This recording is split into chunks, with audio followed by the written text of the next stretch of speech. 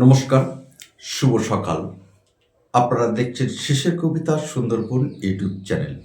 আর শেষের কবিতা সুন্দরবন ইউটিউব চ্যানেলে আজকে আমরা যে ভিডিওটা আপলোড করব, শেষের কবিতার পাঠকেন্দ্র থেকে পঞ্চম সেমিস্টার হিস্টোরি মাইনর সিলেবাস অনুসারে দুটো প্রশ্ন আমরা আলোচনা করে দিচ্ছি।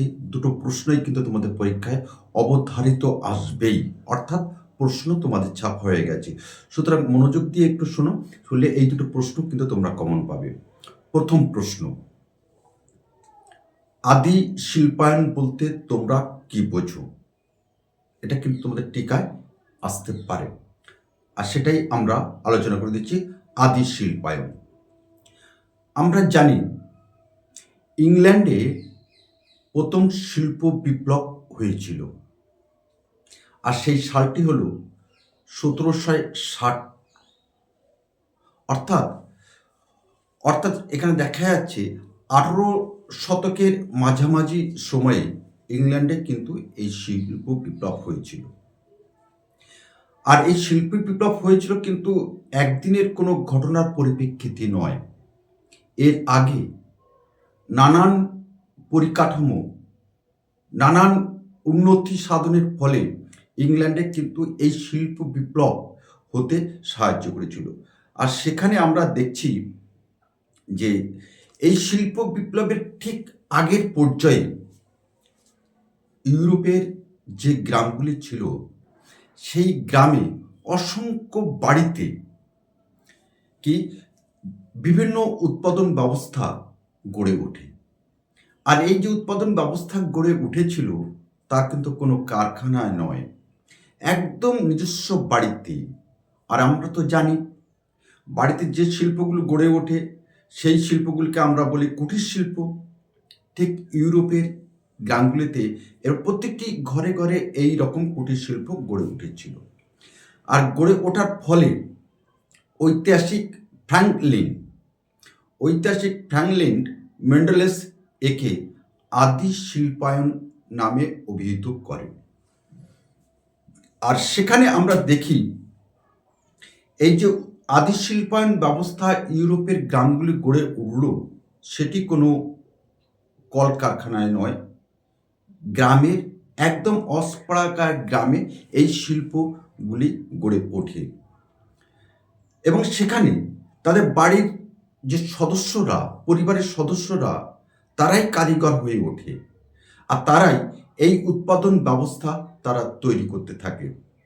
এবং বলা যেতে পারে সেদিন কিন্তু তারা যে উৎপাদন করত, তা ছিল অনেক অনেক উন্নত মানের, যার ফলে সেইগুলি কিন্তু বাজারে প্রচুর পরিমাণে চাহিদা ছিল। এখানে আমরা একটা লক্ষণীয় বিষয় বলি, যেহেতু আমরা বলেছি গ্রাম, তারা বাড়িতে উৎপাদন তৈরি করছে, নানান জিনিসপত্র তৈরি করছে, তারা পয়সাটা পাবে কোথায়? এই উৎপাদন করতে গেলে তো পয়সা প্রয়োজন হয়। আমরা সেই সময় আশ্চর্যজনকভাবে লক্ষ্য করলাম যে তৎকালীন সময়ে ইউরোপে যে সকল ধনিক শ্রেণী আছে, তারা এই সকল গ্রামীণ বাড়ির কর্মকর্তাদের, অর্থাৎ কারিগরদের অর্থ সহযোগিতা করত।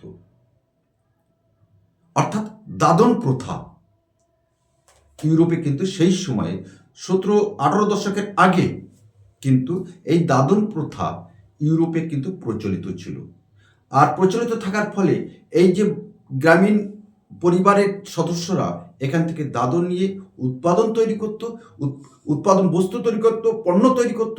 সেই পণ্য ওই যে ধনিক শ্রেণীর কথা বললাম আমরা, সেই ধনিক শ্রেণীরা কিন্তু তারা কিনে নিত, কারণ তারা অগ্রিম পয়সা দিত, অগ্রিম অর্থ দিত। অগ্রিম অর্থ দিয়ে তাদের কাছে এই উৎপাদন পণ্য বিক্রি করতে হতো। এবং সেইগুলি ধনিক শ্রেণী তো বাড়িতে রাখবে না, নিশ্চয়ই সেগুলো তারা বাজারে বিক্রি করতো। সেখান থেকে প্রচুর পরিমাণে এই ধনিক সম্প্রদায় মালিকরা কিন্তু অর্থশালী হয়ে ওঠে। এখানে আমরা দেখলাম এই যে গ্রামীণ যে কারিগর, অর্থাৎ গ্রামীণ পরিবারের যে সকল সদস্যরা তাদের বাড়ির কাজের পাশাপাশি এই যে উৎপাদন পণ্য তৈরি করা শুরু করলো, যার ফলে সেখানে সেদিনে প্রতিটা বাড়িতে কিন্তু মানুষ উৎসাহিত হয়ে এই রকম ধরনের পণ্য তারা তৈরি করতে লাগলো।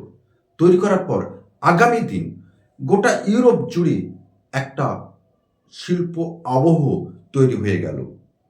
এবং বলা যেতে পারে যে এই যে শিল্প আবহ তৈরি করলো, এটি ছিল ইংল্যান্ডের শিল্প বিপ্লবের প্রাথমিক বিপ্লব।